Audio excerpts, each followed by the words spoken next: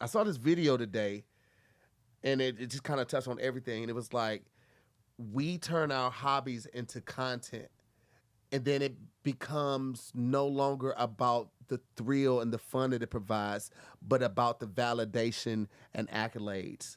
And then we start doing this to a point where we let other people influence our trajectory and our excitement about this because we're worried about the comments associated with it more than actually doing it. And I was like, damn. Hey, what's up, guys? I'm Tahir Moore. I'm Patrick Cloud. And this is another episode of Damn Internet, You Scary. Hey. We back. What if Hippie just leaves it in? Yeah, just leave all of it in. The BTS. Both right there. What's been going on, man? Man, New show? Couple new shows, yeah, though. man. You know, Churchy's out, doing well.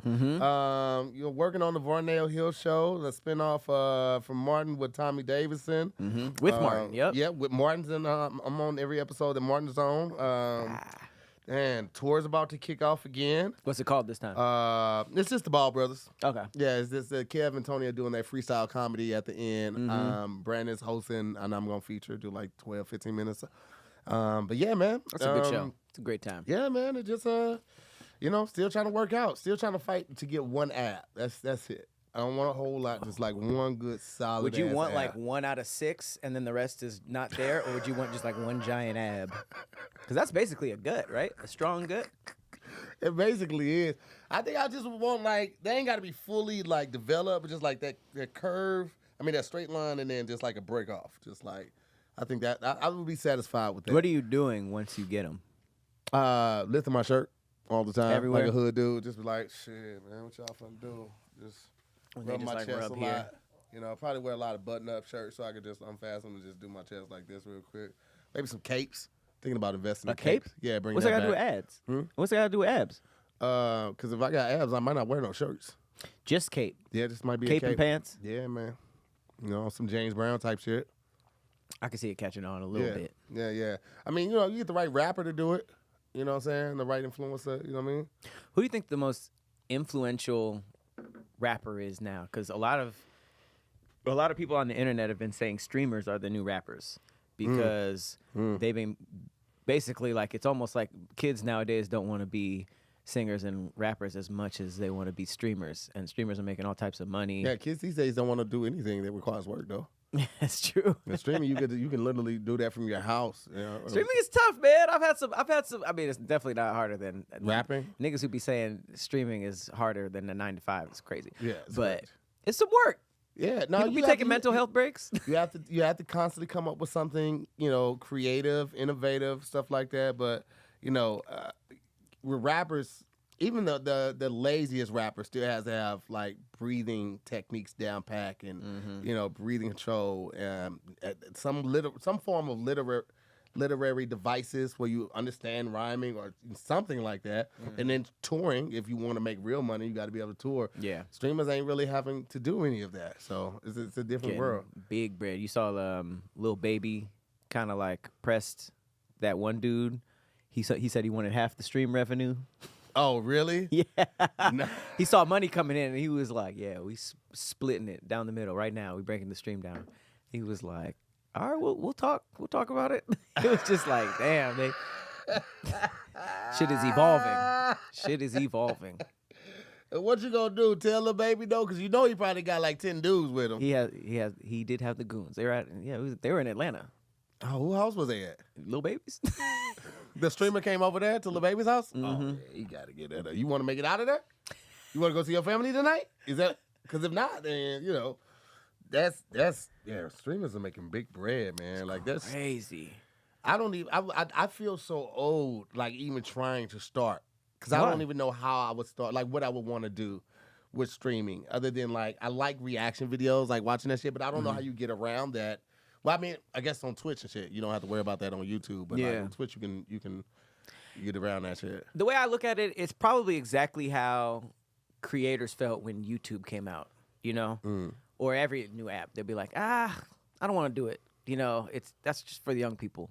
And then YouTube became what it was, and then it was just like It's all right, another thing to learn, and not just learn. It's another thing to master.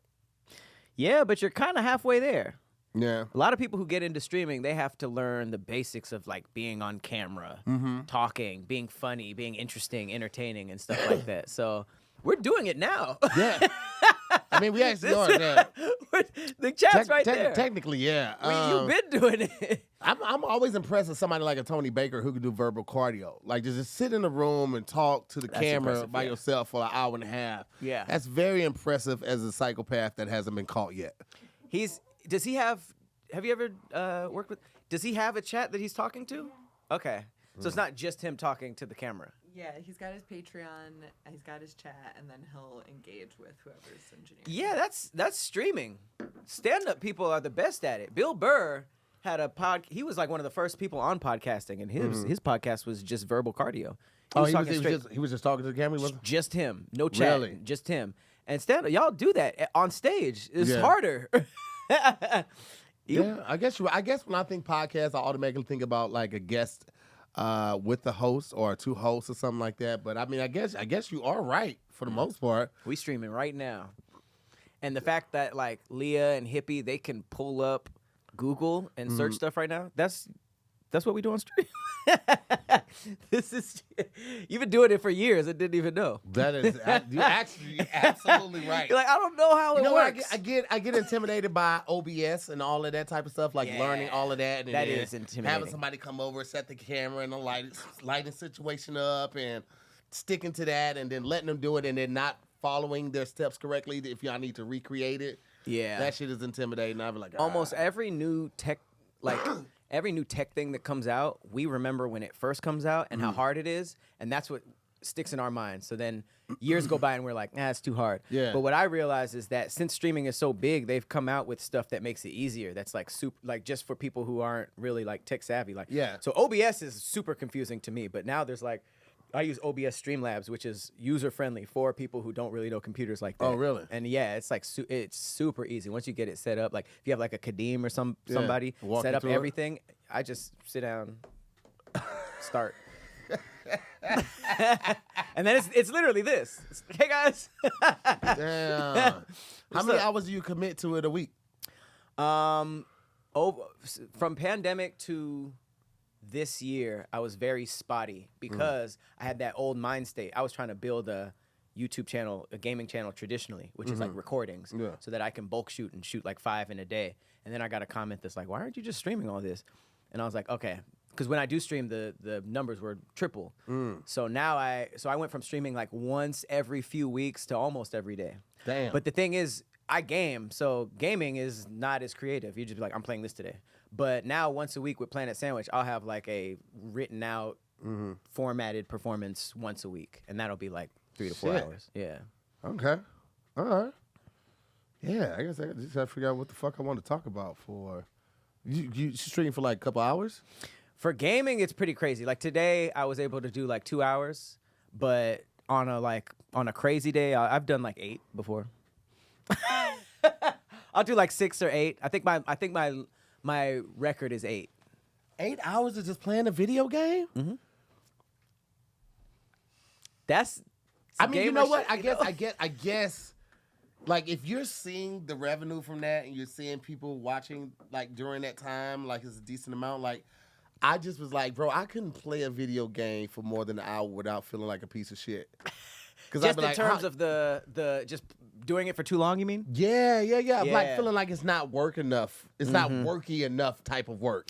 Absolutely. And I'm not seeing any return or any benefit on doing this. But I'm also not thinking about the element of people actually being in there and watching you and donating and stuff like that. So I mean, you gotta think about it as anything else. Like that first year, maybe for some people, years. It's gonna be like the circuit when you probably started stand up. Yeah, you know, like very like finding not your that rhythm. many. Yeah, finding rhythm. Not that many people in the audience. Like you really have to like I because I've gotten a couple of my friends into streaming. It's like you honestly you wouldn't have to worry about this, but like you have to be cool with just like streaming for 0 people, 5 people. And just being as engaging as possible and stuff. But honestly, I feel like stand-up comedians are the most equipped to stream. And that's why a lot of people don't like streaming, because it's like the format is new and the people don't be that funny. They don't be that entertaining. Yeah. But y'all are honestly the most equipped for this shit. Damn, that's shit. Okay, how do you get around? Like, how they be playing music and shit like that? How do you get around that on like Twitch and other things? So, and you okay? So this is I just had a meeting with a Twitch producer. Apparently, this is another thing. When we first heard about streaming, we heard about all these problems, but they're working with that. So Twitch actually partnered with some record labels. There are you can have a DJ profile now, and you can get past all, because that was a big thing with Twitch. There's a lot of DJs on Twitch, but their stuff kept getting taken down. So as streaming gets bigger, there's like more loopholes and like ways in. So music right now, games are starting to have streamer mode in their options, which basically turns off all of the licensed music and just plays like regular music, so that doesn't get flagged. That's crazy. And then like Twitch is working on stuff to make it so that if you DJ like popular music, you're good. So there's you just have to find out how. But okay, hey, we getting somewhere. We getting somewhere. I'm locked in. I love it. Really? I love streaming. I don't gotta go nowhere. Yeah. That's damn. The world has really changed, bro. Damn, that's crazy. Think of all them studio ideas in your head that you don't necessarily need a studio for. Damn, that's just true. Okay. All right. Well, shit. Maybe next I gotta get a new camera, but I mean, I'm on that bit right there. And while we talking about on it, it is football season. We are amongst it right now. All the people that love football, this is your time to shine. And if you're watching it anyway, you know your favorite players, you know the stats anywhere, you might as well be on PrizePicks. Why aren't you on PrizePicks? It's the easiest way. All you have to do is pick more than or less than on 2 to 6 player stat projections. If your picks hit it, you could cash in. PrizePicks is also the best way to get action on sports in more than 40 states, including California, Texas, and Georgia. And PrizePicks puts their users first. So all withdrawals are fast, safe, and secure. PrizePicks offers Venmo, Apple Pay, MasterCard, and more for quick and easy deposits into your account this football season.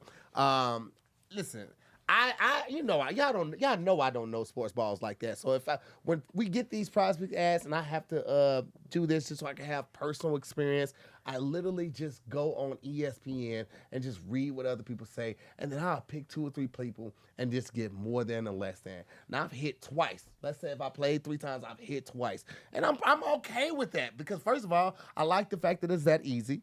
You just heard us have that whole conversation. I'm like, I ain't really trying to learn a whole lot of new stuff.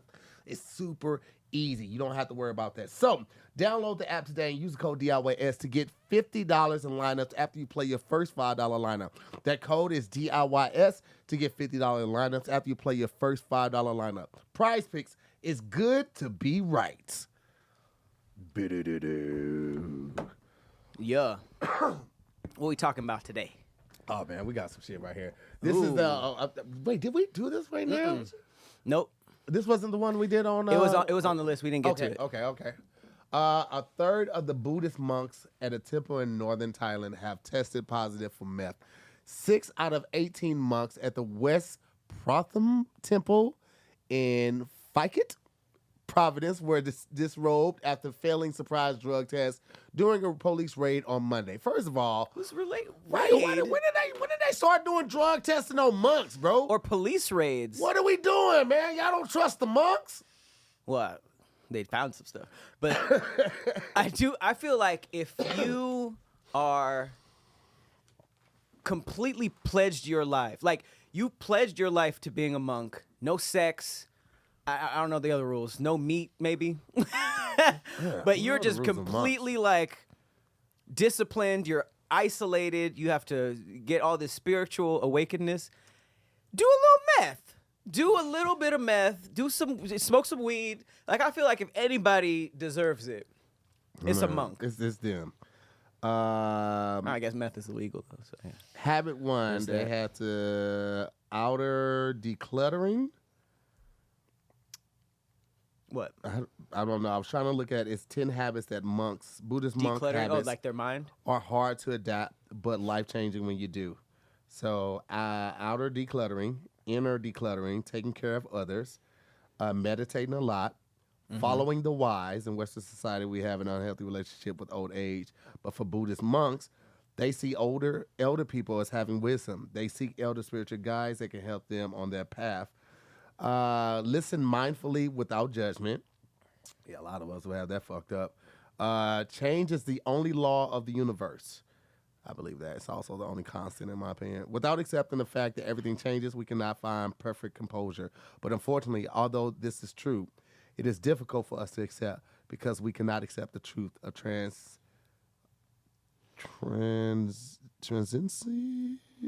What's this word?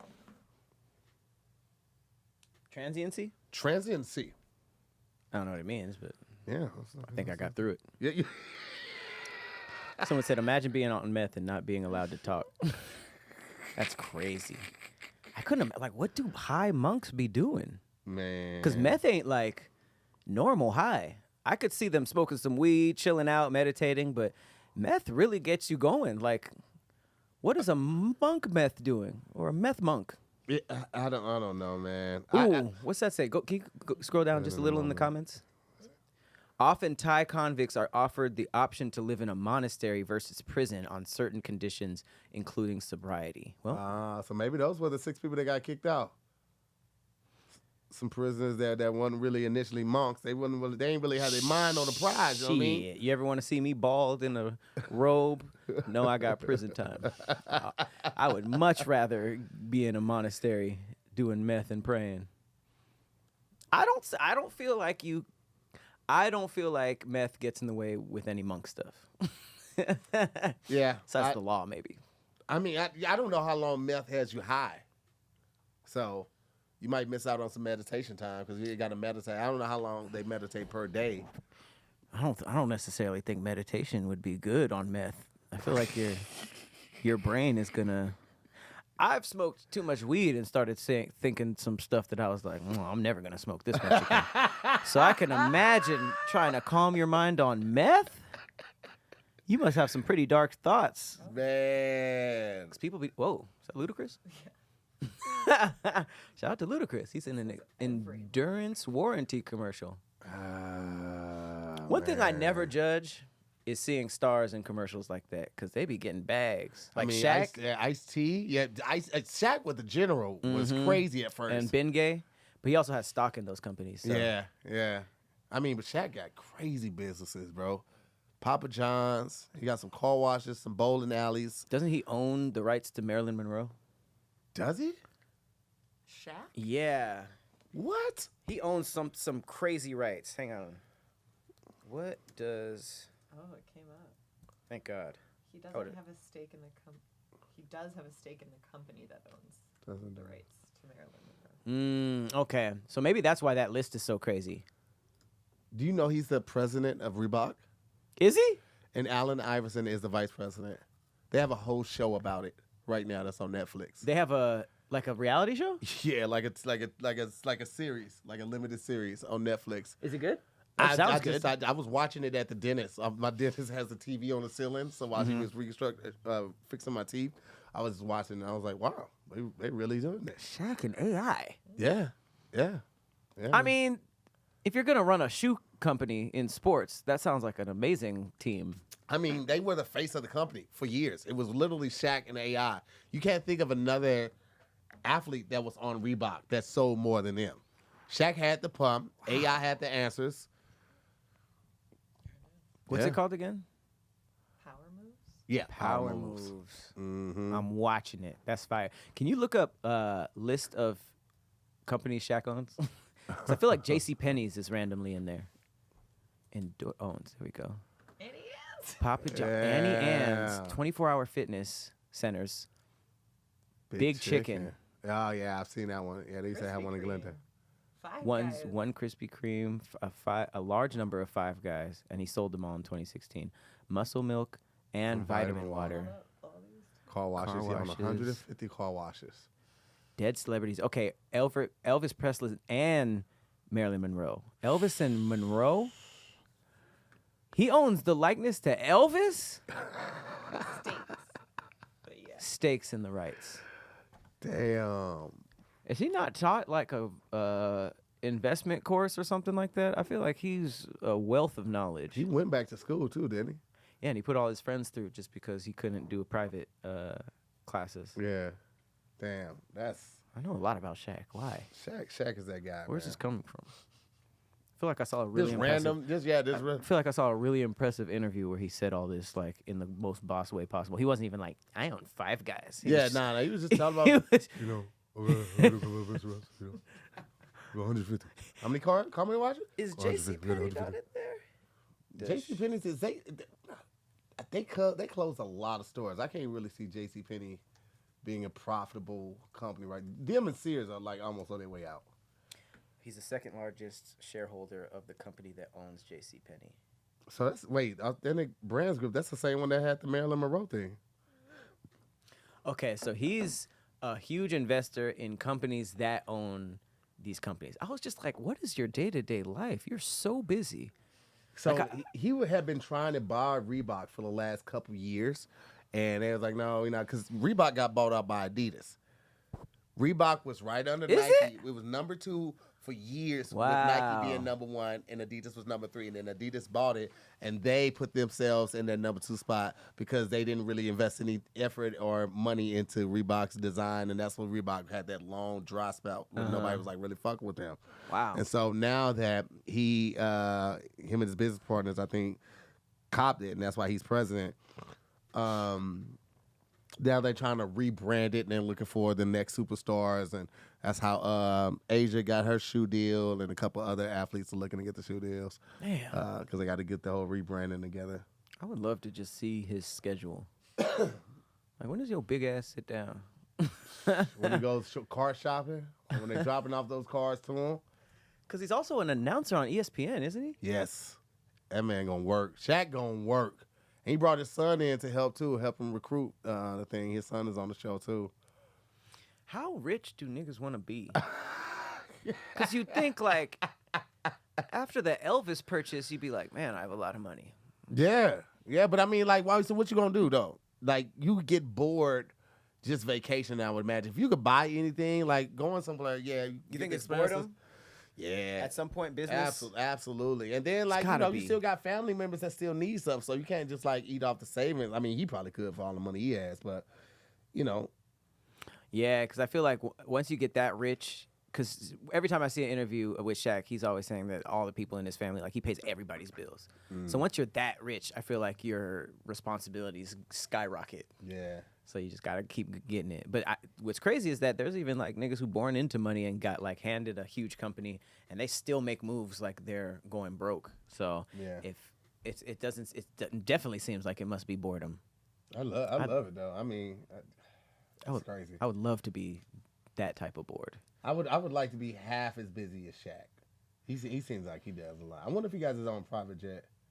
He flies a lot, I would imagine. He has So to. big. Right. Yes. He's not doing no damn commercial. He needs 2 Delta One beds together. He has to. He has to, right?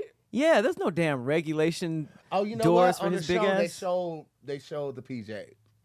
So I don't know Can if we it was search chartered. it? Can we see Shaq's PJ? Because It might it have has been to have chartered, though. custom seats too. Because he seems like he's rich but frugal. Shaq's ball at $27 million private jet has 6 customs. It probably was that expensive just to get the seats that big. Whoa. Nope. That's not it. Where is it? Damn, this nigga been famous for a long time. I'm used to how this Shaq looks. When I Yeah. see old pictures, I'm like, oh shit.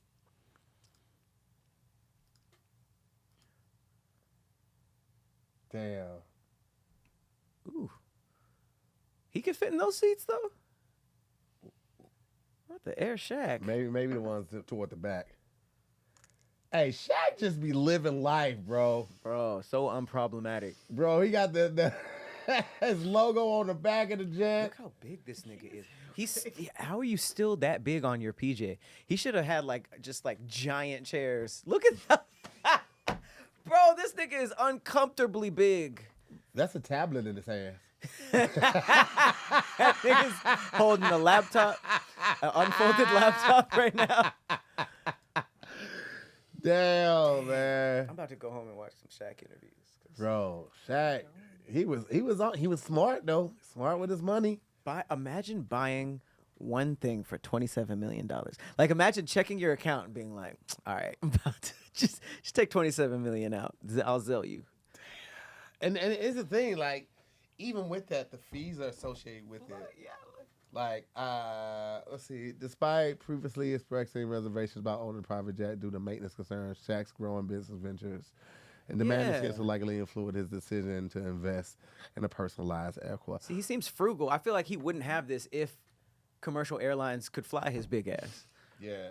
He seems like he did this like fine, and he probably bought like one of the. I don't know him. I mean, it doesn't look like it was personalized besides that logo for him. Like, Yeah. Maybe that's all it takes. Maybe all you need is like a little paint job at the end, and they'll be like custom PJ right here. I can imagine him doing that. Besides his schedule, like, can you imagine Shaq walking through the airport? Like, he would get bombarded every day. It would be so taxing on him to like have to land and then go through customs, but security all the time. People like want a picture, all this type of stuff. Man, He don't got time for that. That makes sense. That's so crazy. Like, I feel like the coolest thing about the rich people culture to me is the fact that like we know he's richer than like life. So when he does frugal things, it's not like it doesn't affect anybody. It's just like, oh, he's smart. Yeah. You know, it's not like, oh, you broke. Right. Whereas like in like black culture, it's like people Cheap try ass. so hard to look rich. They're like, please believe me. Look at this chain. Look at all this. Please believe me. And it's just so cool to see like everybody who's actually rich are just like, man, I don't care what y'all think. Y'all know I got like, money. yeah, he's like really like the Bill Gates with that shit. Like, you Right. know, because what was Bill Gates paying? $150 a day or a week On what? to get that loophole so he wouldn't have to put a plate on his Porsche. He was paying like, What? yeah, he was paying like, What? it was a loophole. Why? Bill Gates paid over $133,000 in storage fees for 13 years for his end down the Porsche, was led to a change in the U.S. import law. That's not the same thing. $28 a day. I'm sorry. So yeah, he's Oh, paying for $28. storage? That's for storage though. It was, but it had to do with either the car wasn't street legal or him not putting a license plate on the car. Is why he was doing it. Time did not meet U.S. safety and emission standards. Okay. Oh, so it's impounded. But also, he didn't have a license plate on one of his cars for a long time. He found a loophole because he didn't want somebody to be able to like know his car. Wait, they made it up though. Wait, can you go down to that second? It says right there. It says Gates' long-term effort with other enthusiasts eventually led to the show or display law, which allows historically or technologically significant cars to be imported under limited use conditions. So I guess him doing that, along with other things, made this new law. What's a Porsche 959? There it is right there. $28 must be so funny to him though. $28 a day. For 13 years though, and no one noticed. That's not horrible. Ooh. Yeah, it's got that fancy spoiler on the That's back. the Porsche though. Like that feels like the Porsche you kind of think of when you think of Porsches. No, that one is different because it's a little elongated in the back. The tail area that's is true. not That's like a typically Ferrari that. booty. Yeah. Like the Cruising USA Ferrari that they used to have. You're saying like the 911 shape? Yeah, it's not like that. That spoiler is way wider than a normal 911. Yeah, I could see that. That's low key the one I was thinking. Yeah. Of. I like the little frog guy. eyes. Yeah. Frog eyes. What's your favorite? I never was a Porsche guy, man. Why not? I liked the truck when it first came out. Really? I hate the Porsche trucks. I liked the Cayenne when it first came out. But now I really love the Macon. No. What's the electric car? Or something? The electric car. Porsche? Yeah. Porsche's electric car is a Is it start with the M? thought it did. Yeah, Macon. No, the Taycan. Taken? Taycan. Oh, there's also a Macan. Yeah, that's a smaller truck. So that's the one that's smaller than the original truck that came out. Did you have like a car on your wall when you were small? Nah, man, I didn't have a wall. I slept in the living room when I was staying with my grandmother. I didn't have a room. And then when I moved out at 14, I was staying in like basements and garages and upstairs and How long shit. were you at your grandma's?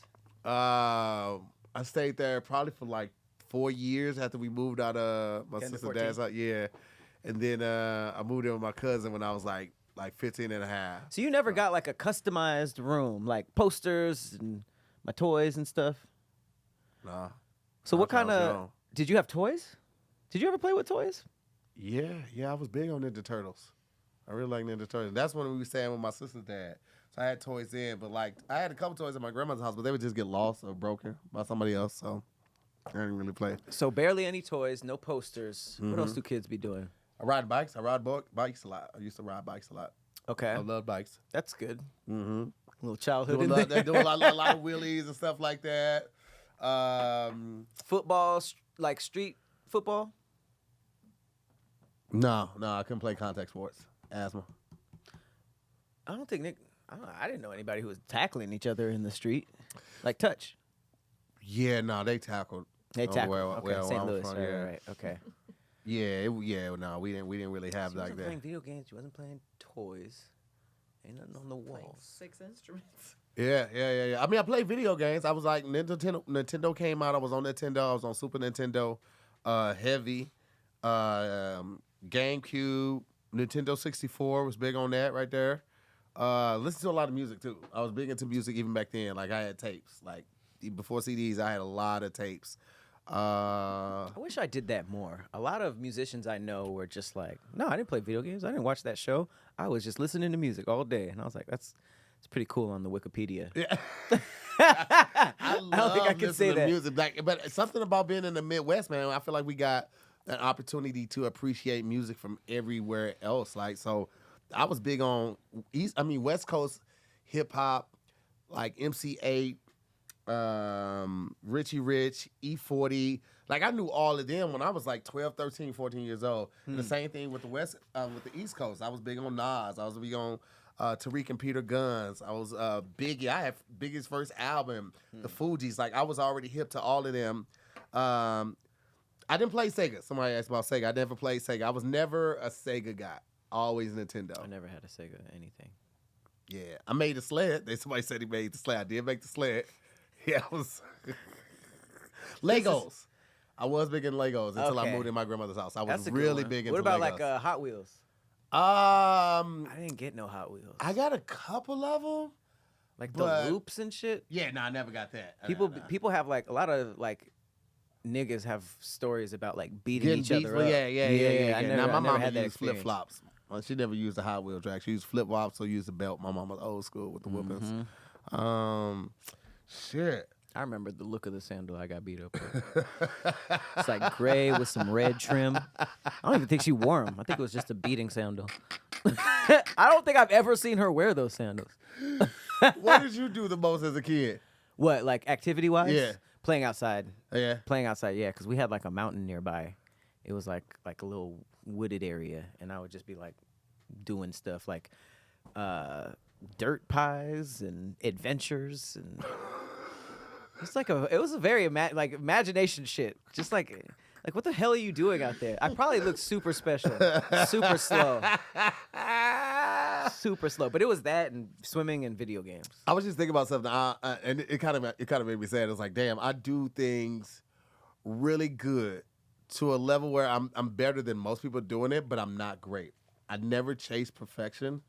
And I always think like that felt like that hindered me and held me back. Like with tennis, with instruments, DJing, even to this day, like I do things so I get to a point where I'm really good and people give me accolades and I'm better than most, but I never chase perfection. Yeah. And I don't know why I never like went further, like pushed a little bit harder with things. I think it's an attention thing. You know, that whole like master of, what was it? Jack of all trades, master of none. That's my life because I low-key am kind of envious of people who are just like, since when I was a kid, I wanted to do this and I spent my whole life just doing this. Yeah. Those are the people who become like super masters. Like even in boxing, like I'm not about to get in the ring with a nigga who's been boxing since they were 7 years old in Mexico. But iron sharpens iron. What if they gonna make you better? Like, they'll make me better, but like thinking I'm going to, you know what I mean? Like it's tough to like zero in on that. But I feel like if you want to do a whole bunch of stuff, you're probably gonna be above mid at all of them. Yeah. You're not gonna be great at anything. Right. So I mean, but I think that people's like focus changes. I think if you do 10 things and for these 5 years you focus on 3 of them and then you move on, you know what I mean? I feel like that's fine. But here's the part that fucks me up, right? Because I had this realization the other day. It's like perfection is ever changing, right? It's an unattainable goal because if you're always changing, right, your goals in 2 years won't necessarily be the same goals that you have now, right? So if your goals are changing, what you're seeking after or what perfection looks like should change as well, right? So it's like, how do you become perfect at something, an art, a skill, a trade or something, if in 2 years something could change? I don't think you can. To me, I feel like I'm learning that like perfectionism is like a byproduct of just being a scary ass nigga, low key. Like I feel like explain that. I mean, I feel like think about everything we do as creatives. Not even creatives, like just any new thing you do. People are so afraid of being like judged and embarrassed. So I feel like perfect to them is just like I have to get it to a point where nobody hates it. Yeah. And it's like there is no perfect, you know, like and I feel like the best advice I ever got recently was just like, it doesn't need to be perfect. It needs to be out. Yeah. Like Seinfeld blew up season 3. Like give it some time. Yeah. But if you're waiting to make the perfect thing, you'll freeze up. And I'm Frieza when it comes to that. I'm fucking Ice Cube. I have so many ideas and like if I have 1,000, 100 will see the light of day. People be like, you hella productive. And you be like, man, if you only knew. That's so crazy that you struggle with that too, because I know I do. I know I struggle with that. And being on this press tour with Kev has really helped because he was telling me about like, he was talking about like Churchy season 1. He's like, Churchy season 1 was the best that he could do at that time. Yeah. Now Churchy season 2 is the best that he can do with where he is in life. Right. And I was kind of bummed with my special because I was like, I wanted to record it 1 or 2 more times, but like that's the best that I could do at that time. They only gave me one time, and I only had that one slot. And I saw this video today, and it just kind of touched on everything. And it was like, we turn our hobbies into content, and then it becomes no longer about the thrill and the fun that it provides, but about the validation and accolades. And then we start doing this to a point where we let other people influence our trajectory and our excitement about this because we're worried about the comments associated with it more than actually doing it. Mm-hmm. And I was like, damn, that was definitely me with DJing. Mm-hmm. I didn't want to take something that I love so much, because I know me as a content creator, I'm going to want to film it at some point. Yeah. But then it becomes less about the art and the thrill and the fun that I just associate with DJing, and more so about what people think and my skill level and how far advanced I am and how long I've been doing it, all that type of. I put all of these barriers and boundaries around it or stigmas on it, and I don't have to. Yeah. I think that. Well, I think that 2 things. It's I think every content creator struggles with this because you're making something that you care about and letting the internet judge it, right? Yeah. But I feel like Tyler, Creator, called it like, he had this interview where he called it like treating things too precious. Like things that you really care about, you make them like too precious. And then it becomes like this whole thing. Like I feel like I am so guilty. I've taken the fun out of everything. Literally, I take the fun out of everything I like. It's this cool thing, and I like doing it. And then once it becomes a thing, I'm just like, no, I don't want to do that. I did that with like content, streaming, music, DJing. Like there will be a point in time where I'm almost like I start avoiding it. Yes. And I take the whole fun out of it. But then it's like that's been like a big thing for the last few months is just like getting back to the fun of it because that's what people like. People like seeing you having fun doing it, not you just being like, is this good? Bro, it's been so hard for me to make videos lately. Like the last 3-4 months, I've been in a slump, and I just have days where I'm like, all right, let me just bang out as much content because I feel it right now. Mm-hmm. But it's become such a numbers game, and am I growing versus what I'm putting out? Is the engagement good? All right, I'm gonna spend the first hour engaging with people who comment on this video, and it's like a part of me like completely understands that's a byproduct of being an entrepreneur. Yeah, you have to market, you have to come up with creative techniques to get people engaged with your shit, and within that first hour is when shit can really take off, or it lives or die. But it's also like, man, I'm giving so many people so much power over my content. Yeah. I'm giving their thoughts, their suggestions, their comments so much power over something you wanted to do and you like. It's crazy. The psychology behind all of this is insane. And I see why people go crazy doing this. But at the end of the day, it's like, it's taxing, but it's fun. Yeah. Like, that's why I had to tell myself, like, shut your ass up. You like bummed because you have to play video games? Because you know what I mean? Like, you get to like joke around. Like, it's fun. We be mixing up taxing with like horrible. Like, some people do stuff that's taxing and they hate doing it. Yeah. But if you love doing it and it's taxing, like, get over it. It's fun. It's just part of it. It's part fun. Of it. You have to find that balance though of, you know, like you put something up and it doesn't hit, right? All right, that's a feeling associated with that. Then there's always the second guessing yourself too. Like, man, is this too risky? Did I not do this? You put something up and then people are like, no, this ain't it. This ain't, you know, it feels like, oh shit, this could be me getting canceled. So let me take this back. Now you start questioning your creativity. Yeah. Now you start putting these boundaries and lines around yourself. Like, all right, well, I can't cross this because last time I did this. And it might not have been that. It might have just been like the couple people that they caught wind to on their algorithm versus, you know, what the joke was. But we limit ourselves based on audience interaction so much that it's sometimes crippling. I'm like, I don't feel like dealing with the shit today. Yeah. I just don't. But if you think about it, like, businesses outside of us do that too. Yeah. It's like, it's all part of it. Even if it's like paper or cement mix, you know what I mean? They have to break down and be like, okay, we almost messed up this time. Blah, blah, blah. It's all the same work, but it's dope when you get to do it with something that you love. I think it's just about like slapping yourself and being like, bro, you tripping. This is fun. This is fun. You're just like, you know, you just don't want to do anything really. Yeah, that's what it is. You would rather just be chilling. I'm gonna let you hear this video. This is the one I was talking about right here, actually. Into turning their hobbies into content. Okay, once you share what you love, well, right, let's try it again. Not just a hobbyist anymore.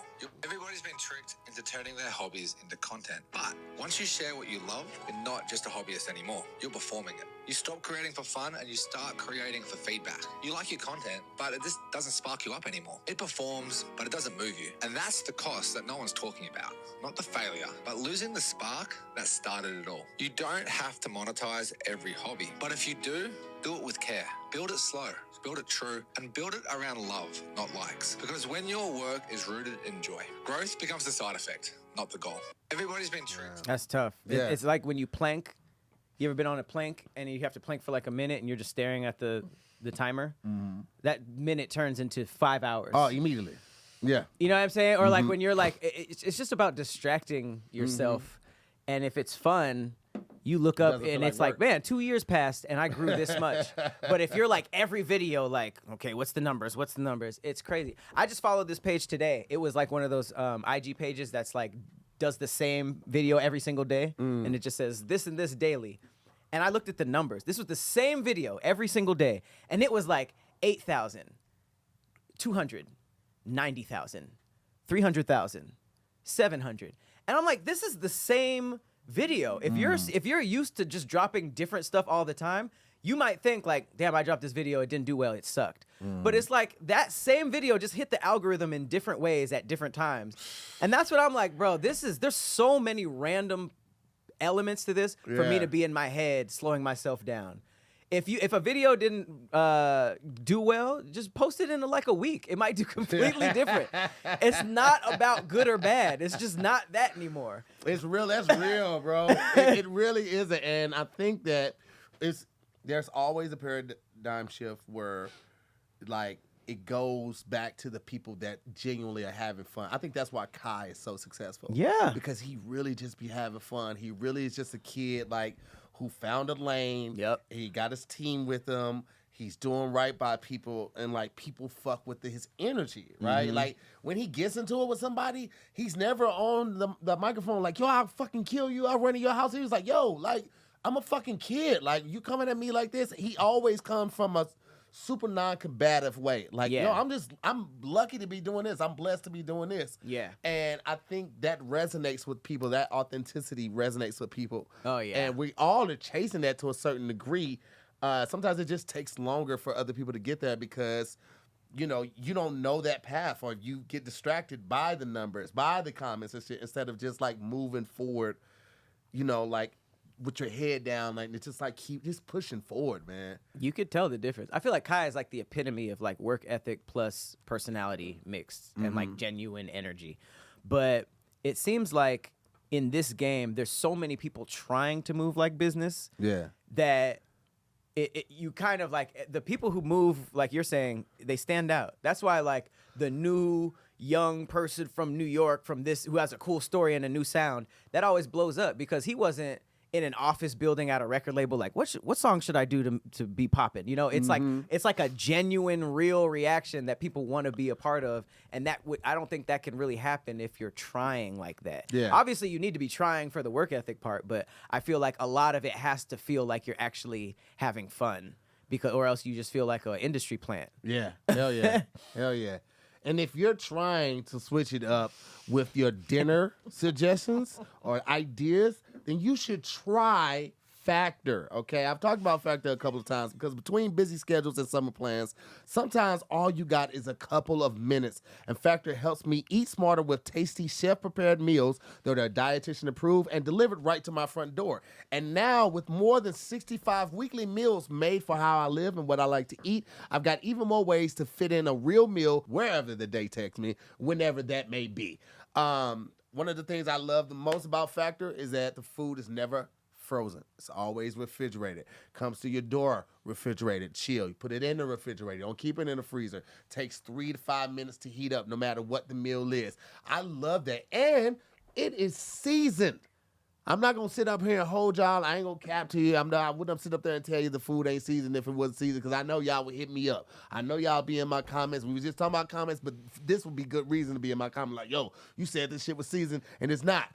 It is, okay? The food is good. The food is seasoned. You get to support your wellness goals. Enjoy even more GLP-1 friendly meals. And now they have new Mediterranean diet options packed with protein and good-for-you fats. They got savory global flavors. For the first time, try Asian-inspired meals with bold flavors influenced by China, Thailand, and more. I love Factor. And whenever they want to send that other pack, go ahead and holler at your boy, because I would absolutely take it. Now, eat smart at factormeals.com/DIYS50 off and use the code DIYS50 off to get 50% off your first box plus free breakfast for a year. That code is DIYS50 off. That's 50OFF at factormeals.com for 50% off your first box plus free breakfast for a year. Get delicious ready-to-eat meals delivered with Factor. Offer only valid for new Factor customers with code and qualifying auto-renewing subscription purchase. Shout out to Factor. Yeah, Shout out to Factor. What kind of stuff you been scared of? What you been scared of lately, huh? Ooh, getting fat. When I went back to St. Louis and Chicago. I went to Chicago to do a show with Corey Bell. Then I went to St. Louis for like 4 or 5 days, and I went back to Chicago. We had to do some promo for Churchy, and that Friday night, Kev took us to Joe's Seafood. Saturday we did Maple and Ash in Chicago, and then Sunday we did Tavern. Kev put his card down, so it was like, get what you want. I was wilding. What'd you get? Oh, tomahawks, Ooh. lobster tails. Oh, you really was like cocktail. anything, What? huh? What? Listen, he said get it, bro. And I had they had a I think I took a picture of it. I think it was an ID. I don't give a fuck. What is that drink? Adios? No, it wasn't a Manhattan. What's the other one? I'm finna pull it up though. Cosmo. I think that drink was Fashion? 80. Might have been an old fashioned. Might have been a I don't give a fuck old fashioned. But I'm finna pull that bad boy up. I don't think I could drink anything that's called I don't give a fuck. What I mean is like you don't give a fuck if you gonna spend the money. Oh, because it's expensive. Yeah. Oh, I thought they meant. Okay, yeah, I don't give a fuck old fashioned. It was $85. Oh. Yeah, 21-year-old aged something. So it was mainly expensive because of the liquor they used? I guess, bro. I don't know. I would never know. You was running Kev up. I didn't buy it. I didn't get this. It had chocolate truffle bitters. Oh my God. A maple reduction. Yeah, it was a lot of stuff on there. Glenfiddich, 21-year-old Glenfiddich. Yeah, I wouldn't Ordering do that that's shit. too like stressful because I feel like my hopes would be too high. Every element of it, I'd be like, what's worth $85 though? They also had the option, the I don't give a fuck option for your entree. So basically, you would pay $225, and they would just bring you out food like the ricotta, the slow roasted swordfish, the fire roasted chicken, the turbot. I don't even know what that is. The Gallison. You ever ate that before? Turbot's a fish. Turbot. Turbot. Yeah, turbot. Galician turbot? Turbo? It's like this, a fish. Oh, no. No. Can you put GAL before turbo? GAL Galatian? Yeah, that's probably what the Galatian. Which one? Galician. Galatian turbo, yeah. Galician? Galician? Oh, that's the. Is that a place? It's probably like First of the species. Ew. Is that not a high quality? No, this is some of the stuff that they would pull out if you did the I don't give a fuck entree, and they just keep bringing you up food. Now, the grilled diver scallops were fire as hell because they had this crazy seafood platter, and they got all of the seafood. They got scallions, they got clams, they got oysters, they had crab legs, they had lobster, and all the juice that is sitting in. After you finish, they bring out this like buttery, cheesy pasta, pour it in the juice, mix it up, and then they serve the pasta with the seafood juice infused in it. That's what y'all got? Yeah. It was fire. I am not gonna hold you. That was fire. Okay, this is Chicago. Maple and Ash. Yeah. So can you still eat a lot? Me? Yeah. I can. Like the Ozempic definitely used to curb my appetite. Now, my appetite is so frequent now because of how much I work out. Like I wake up hungry, and I was never one of those people. But like now I have to eat pretty quickly when I wake up. But now because I'm trying to lose this 10 pounds that I gained while I was on the road and shit. And I was still working out, but I'm also like lifting now. So some of it could be muscle. But now I'm intermittent fasting. So I'm not eating before 12 and I'm not eating after 7. And After then 7 every day? Every day. Ooh. I'm just going to do it for like a week and a half. So I can drop that 10, I want to make sure that I can still do it. I'm still in control of it every time. Uh-huh. So if I do this and I'm like, okay, cool. So I know some of this is muscle because I was in the gym every day in the hotel that we were in Chicago. The Chicago Miracle Mile Marriott has one of the best, if not the best, Marriott gym in the country. Wow. I did the row. I would start the workout with the row. I would row for 15 minutes, and then I do some light weights. I do some stretches. I do the machine that you can like lift the thing. You do all the exercises with the resistance rope. I did the Stairmaster for 35 minutes, and then I would do the treadmill on the incline for another 10 minutes. What makes the gym good? Bro, just the options. They had probably 15 Pelotons. They just in its own section. They have a yoga section. They have a stretching section. They had 20 treadmills. They had Stairmasters, elliptical machines. They had 2 rowing machines. They had like that workout box thing with the yellow straps and all of that shit. It was just an amazing. The options were, I never felt crowded. And I was in there when it was packed, and I never felt crowded. I was never waiting on a machine. It was just amazing. It was very clean, smelled good. TVs everywhere. It was great. It felt like a gym for a gym instead of a gym in a club. And they have a garden on top of the gym? No, of the hotel. And a lot of the fruits and vegetables and even the honey they use in all the stuff that they make at the hotel. In the kitchen? Yeah, in the kitchen. Did you get to go up there? Or is that like staff? Because we was ripping and running and stuff. But like I saw that and I was That's like, fire. damn, What? that's This is a fucking- Marriott? Yes. The Miracle Mile Marriott That's so fire. in Damn. Chicago. Because I took a picture of it and I was like, well, that's fucking, here it is right here, look. I'm all for gardens. Ingredients couldn't be urban more gardens. local. Our rooftops, garden, vegetable, and honey from our beehives are featured in many of our Niggas had a hotels. beehive on the roof? Yes. That's dope. That's so dope. Yeah, there it is right there. Ooh. I'm like, when I leave town this week, I'm about to be part of this club. Because for me, traveling and vacationing was just an excuse to eat whatever and just like not work out. But now that I'm doing one-a-days, last May I went to Vancouver for a week, it took me the rest of the month to recover. I was eating whatever, doing whatever, but now I feel like I really want to do hotel gyms. Yo, no, take your stuff with you, bro. I had forgot my my workout shoes in St. Louis, so I'm working out in the CDGs. I got the Chucks on, but I'm working out. I got it in every day I was there, and when I was in St. Louis, I still walked 4 miles. And it was hot. I mean, it was like 89 by 9 a.m. So, but I still inhuman. Still got that walk in. But I was wild. I ain't gonna hold you in St. Louis, boy. I got a little bit of that emo.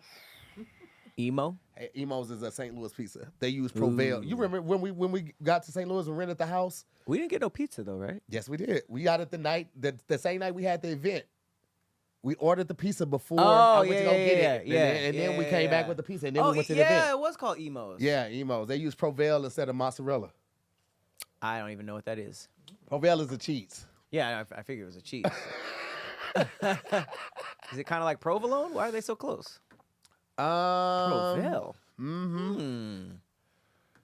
I do remember that being really good. Look at that. Look at that. The hallmark of St. Louis, Missouri cuisine. Oh, this is nobody else be fucking with the Provel besides St. Louis, baby. That's so random. I've never heard of that type of cheese. Yeah, man. Shit's good as fuck. That's lit. Yeah, I'm and what's crazy is like when I look up to like book hotels, the nicer they are, the more the gym is a part of the website. And then, you know what I mean? Like the nicer, and it made me think two things. Number one, when you're apartment shopping and you're like, damn, the amenities are great, but these rooms aren't that great. It's like you're paying for the amenities. Yeah. So I want to start using it. But another big thing is like the mentality of the people staying in these hostels be in the gym every day or a couple times a week. Bro, so I'm like, it's all right. really the discipline, bro. Like I've been ruminating on this for like the last week and a half, and I've heard it in a number of rap songs. Whatever you appreciate appreciates. And for me, that was like, damn, I used to always be in somebody's club, throwing a party, throwing a night. Yeah, anywhere I go, I ain't got to pay for a drink, right? But that's because I'm appreciating this place. I'm giving this place all my time, all my energy, which is cool. I get a free drink, and sometimes a free fries and shit like that. I would rather appreciate the gym. I would rather appreciate my work ethic on making these videos. I would rather appreciate DJing and getting better at this shit, because like whatever you put that energy into, that's what you're gonna get back from. And it's like, bro, I ain't been fucking up and slacking, but I could definitely restructure some things as far as order of importance in my life. And right now, like that's the energy I'm on. Like I want to appreciate reading or listen to books more. I want to gain as much knowledge as I can, and that's why I do the audio books. Is if while I'm driving or I'm at the gym, I still can be learning and feeding myself. And I've been also I made a morning playlist that I play this before I listen to any rap, any music that could like affect my energy for the day. This playlist has like instrumentals on it. It has jazz on it. It has Erykah Badu, but every song means something to me. Okay. And I started getting out the shower in the morning before I do my walks, and I just look in the mirror and I say these positive affirmations to myself. You are powerful. You are strong. You are disciplined. You are loyal. You set boundaries to protect yourself and others. And I do this, and it's like I got like 8 different paragraphs I had got from my brother. He just told me he started doing this a couple years back, and it just really made a change, because he was telling me, he's like, as humans, we are designed to go to the worst case scenario when we think about something that's wrong, right? We automatically be like, oh man, I think this could happen or this could happen. He's like, what if we just change the switch and like just expected the best to happen?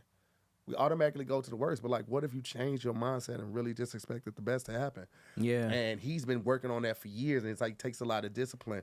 He says as he does his positive affirmation, he goes out on his porch and he looks at a tree off in the distance, and he focuses on a tree on the distance, and he just sits quietly and focuses on that tree and let everything else just disappear. That's and meditation, like, yeah. He's like, that has really helped him, and like that's what I've been trying to incorporate and just get this brand new mindset, because I don't know. I just feel like it's really been helping lately. And the fruit of the labor is Churchy coming out, special coming out tomorrow. I auditioned for a different role for the Varnell Hill show. Really? I auditioned for this one comedian role and didn't get it, but they was like, yo, we really want him. he doesn't even have to audition for this other thing. We're gonna use the audition tape from the other character, but we want to offer him this role. Wow. And then the numbers was kind of low. My agent was like, I tried to push for more, and then it was like, The hey, numbers? Yeah, for what they were paying me. Oh, okay. Right? He's like, I tried to push for more, but then they was like, hey, if he can come in and do the table reads, we'll pay him basically triple what we were offering per week. Because of table reads? Yeah, Really? because that's so like the day rate is coming in the day of. They might send the script the night before or something like that. You just know your lines. But the table read is where they do, everybody sits around, we read it together, and then sometimes we get up and we do the blocking for it. So when we do go to the scenes, we already know what we're gonna do. Yeah. You don't have to waste time like, okay, you need it over there. But you we get paid already for those remember. days. Yeah. So now I'm gonna get paid for those days, and I get triple what they were offering me at first. That's fire. I mean, I would want to do the blocking and stuff. You would think so, but you know what? But so nowadays they make it very easy. Like I didn't do the blocking on the first day because the paperwork wasn't done, but somebody records it. So when they're doing the blocking, somebody's recording with their phone. They put all of that in a Google Drive and they sent that to me. So when we did go to the scenes, I already knew I was at just by looking at the footage on the thing. So they was, oh shit, you were here? I was like, no, but I looked at it. I was like, oh, perfect. Oh, when you weren't there, you could see the blocking. Yeah, because they put I it see what you're saying. in the file and it was just good to go. Interesting. Yeah, man, it's come a long way, bro. So I'm just thankful that things are moving this way, and also thankful for everybody that's continued to watch Churchy. Let's run the goddamn numbers up. Don't think it stopped. All right, we need to run it up until they give us that season 3. So please watch Churchy right now, season 2. I appreciate that show so much. They really let me get in my bag, bro. That's so. They It's so really dope, let me man. get in my bag. The first show that's ever done that, and I was number 3 on the call sheet. Nice. Number 3 or number 4 on the call sheet. First time ever in life. They ain't make me take my nose rings out. They ain't try to cover my tattoos. They typically tell you to take the Absolutely every Oh, time. shit. I had to Man. flip this bad boy up. Boom. Take the loop out. Boom. Because it's a pop out joint. So I take that out and they cover up the neck, wrists. With both what, wrists. makeup? Yep. Damn. Every time, man. This is the first. You had all your production I tattoos the Nah. whole time, Churchy? Yeah. Nice. Yeah, man. Every one of them, man. So shout out to them, man, and shout out to y'all for continuing to run it up. Outside of that, Let's make sure you go. check out Bauer Brothers. We're coming to a city near you. It's going to be crazy. Go ahead and grab your tickets for that. Pat? We leaving? Yeah, man. It's time Hey, to get up out of here. Time to get up out of here. Planet Sandwich every Wednesday at 6 p.m. is my live show on Twitch and YouTube. Pull up. It's a lot of fun. A lot of fun. As always, ladies and gentlemen, I'm Tahir Moore. I'm Patrick Cloud. We'll see you next week on another episode of Damn Internet, You Scary. Brr, brr, brr, brr, brr, brr. Bam, bam, bam, bam.